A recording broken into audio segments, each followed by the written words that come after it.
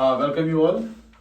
आज का जो टॉपिक होगा that will B derive the expression for the impedance in case of LCR circuit या वोल्टेज भी हम कैलकुलेशन कर सकते हैं, टोटल वोल्टेज किसके बराबर होती है और फेज एंगल। अब मैं सिर्फ एलसीआर सर्किट की डायग्राम दिखा दूंगा। उसमें क्या होता है, एक इंडक्टर एल और साथ में दिस कैपेसिटर सी और फिर एक रेजिस्टर कनेक्टेड होता है और यहां से होती है अल्टरनेटिंग वोल्टेज से सपोज करंट आई पास होती है। These are three circuits L, C, R connected in series।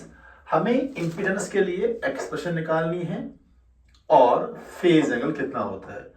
तो यहाँ पे AC voltage, alternating voltage in case of LCR circuit.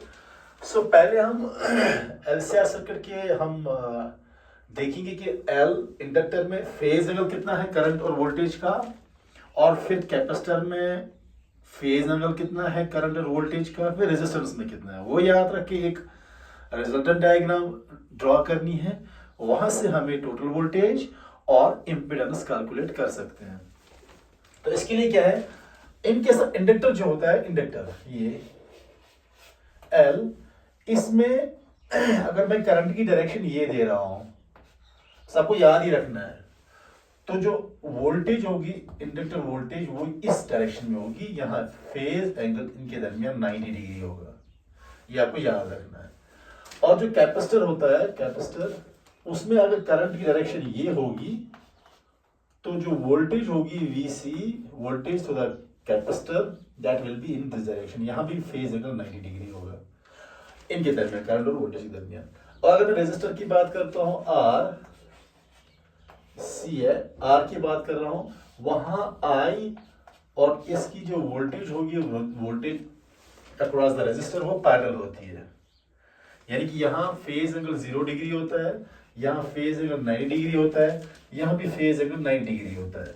लेकिन यहाँ पे आप देख लीजिए कि वोल्टेज पॉजिटिव डायरेक्शन में है, तो वोल्टेज एडवांस है करंट से, so voltage leads current by 90।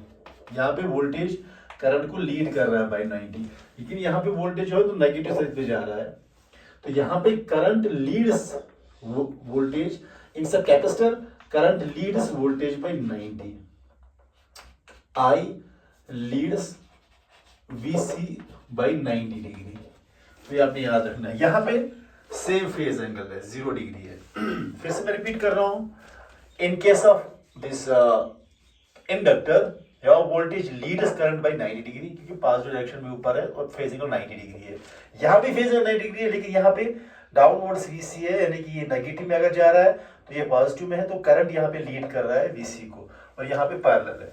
इनकी अगर हम तीनों की फेजर डायग्राम डाल देंगे, सपोज अगर मैं करंट मान रहा हूँ ओरिजिन से स्टार्ट हो रहा है, और चूंकि VL पॉजिटिव में है तो फिर VL यहाँ से पीक वोल्टेज, इसकी वोल्टेज होगी इंडक्टर की, वो यहाँ से स्टार्ट होगी। इनके साथ दिस, अगर मैं करंट यहाँ से मान रहा हूँ, ओरिजिन से स्टार्ट मान रहा हूँ, तो ये VC नेगेटिव में स्टार्ट हो रहा है, यहाँ से स्टार्ट हो रहा है। This will B VC, this will B I, this will B VL, this will B I। और इन दिस केस जहाँ से R स्टार्ट होगा, VR, वहाँ से ही I भी स्टार्ट होगा। इनका ओरिजिन सेम होगा, लेकिन यहाँ पे करंट ओरिजिन से स्टार्ट होगा, लेकिन VC यहाँ से स्टार्ट होगा, P मैक्सिमम पॉइंट से स्टार्ट होगा। और यहाँ पे अगर करंट I से स्टार्ट होगा, लेकिन VL जो है वो टॉप पॉइंट, मैक्सिमम पॉइंट से स्टार्ट होगा। यानी इनके इस पॉइंट के दरमियान 90 डिग्री का एंगल है, दैट्स फेज एंगल। इस पॉइंट इस दरमियान 90 डिग्री का फेज एंगल है, और इस पॉइंट पे दोनों 0 पे स्टार्ट हो रहे हैं। तो ये अलग अलग फेजर डायग्राम्स है।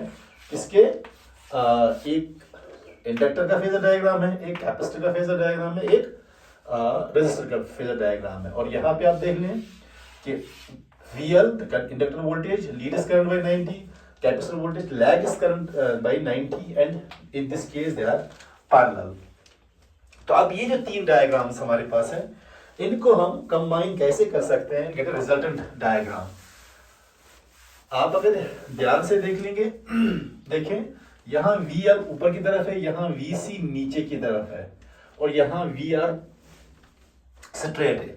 अगर मैं एक कोऑर्डिनेट सिस्टम ड्रा करता हूं, suppose if I draw a coordinate system, और कोऑर्डिनेट सिस्टम पे मैं ये तीनों डायग्राम डाल देता हूं, तो वी आर जो है वो इस साइड में आ जाएगा लाइक दिस, और वी सी जो है वो इस वाले डायरेक्शन में आ जाएगा वी एल, और जो वी सी है वो इस वाले डायग्राम में आ जाएगा, इस वाले लाइन पे आ जाएगा। अगर मैं कोऑर्डिनेट सिस्टम ड्रा कर रहा हूँ, आई को मैं यहाँ पे कंसीडर नहीं कर रहा हूँ, अभी मैं आई नहीं लिख रहा हूँ, आई तो यहाँ से आ जाएगा क्योंकि आई से आई यहाँ से, लेकिन मैं इन तीन को एक ही कोऑर्डिनेट सिस्टम पे ड्रा कर रहा हूँ, तो आपकी डायग्राम ऐसे बनेगी। यानी अगर हम इसको फिर से ड्रा करते हैं तो your diagram be like this will be, if you are this VR, then this is VL and this is VC। और यहाँ से I जा रहा है, देखो I पैरेलल टू VR, ये I making angle VL with 90 degree, ये and I making angle 90 degree, this वाली डायग्राम। तो मैंने इनको कंबाइन किया, एक ही जगह ड्रॉ कर दिया। अब क्या है कि इफ सपोज मुझे रिजल्टेंट, अब टोटल वोल्टेज से बराबर होगी, टोटल वोल्टेज विल बी, यानी कि मैक्सिमम वोल्टेज कहेंगे, पीक वोल्टेज टोटल वोल्टेज होगी that will be VL plus VC plus VR. तो रिजल्टेंट वोल्टेज कैसे निकालेंगे हम, दिस टोटल वोल्टेज, इसको हम कैसे निकालेंगे? तो यहां कंडीशन लगेगी इफ सपोज अगर VL ग्रेटर देन VC है, if VL is greater than VC, suppose voltage in inductor is greater than the voltage in capacitor, तो ये वेक्टर और ये वेक्टर अलग अपोजिट डिग्री में है, या VL यहां से है और VC यहां से है, 180 डिग्री का एंगल है, तो ऑब्वियसली अगर ये बड़ा है तो रिजल्टेंट यहां की तरफ होगा, the resultant will be in this direction between these two vectors. तो उस टूक से बराबर होगा VL माइनस VC के बराबर, क्योंकि condition VL is greater than VC, और VR तो यहां से ही है, VR is in this direction, this is VR। now the total voltage हम कैसे कैलकुलेट करेंगे? this angle 90 degree here, so you draw this parallel VL minus VC and you draw using, either you can use the parallelogram law of vectors, VR, चूंकि यहाँ 90 degree है, this will be the total voltage or the resultant voltage V naught, that will be equal to, now हम इसको mathematical कैसे कर सकते हैं, that V naught, V will be base square plus perpendicular square, अगर आप ये मानते हैं यूजिंग पीजीटी थ्योरम, और you can using parallelogram law of vectors, angle is 90 degree between VL minus VC, ये एक वेक्टर है एंड VR अंदर वेक्टर है, 90 डिग्री एंगल है, तो आप सीधे ही पैरेललोग्राम यूज करके इसका V नॉट निकाल सकते हैं, that V naught maximum will be equal to base square, that is VR square, V naught square will be equal to plus perpendicular square, that is VL minus VC square. So your V naught will be equal to VR square plus VL minus VC square। यहाँ भी हम maximum लगा सकते हैं, root, this will be the total voltage, and voltage V naught will be equal to, when you have maximum voltage, you have maximum current, that's I naught R square, because V is equal to IR, and VL is equal to XL I naught minus XC I naught square, V is equal to IR। In case of inductor, you have inductive reactance, and in case of capacitor you have capacitive reactance। और अगर आप Ohm's law की symbolisation कर रहे हैं यहाँ पे V is equal to IR की सूरत में, तो in case of inductor your resistance is in terms of XL, that's inductive reactance। को R के बदले V is equal to IR, लेकिन यहाँ पे R के बदले क्या लगेगा XL, यहाँ R के बदले क्या लगेगा XC। so your XL inductive reactance, I is current, XC is capacitive reactance, I is current, so you convert this voltage in terms of IR, so V naught will be equal to I naught square आप common निकालें, root सा cancel हो जाएगा, बाहर आ जाएगा, अंदर जो वैल्यू बचेगा that will be equal to root of R square plus XL minus XC whole square. So this is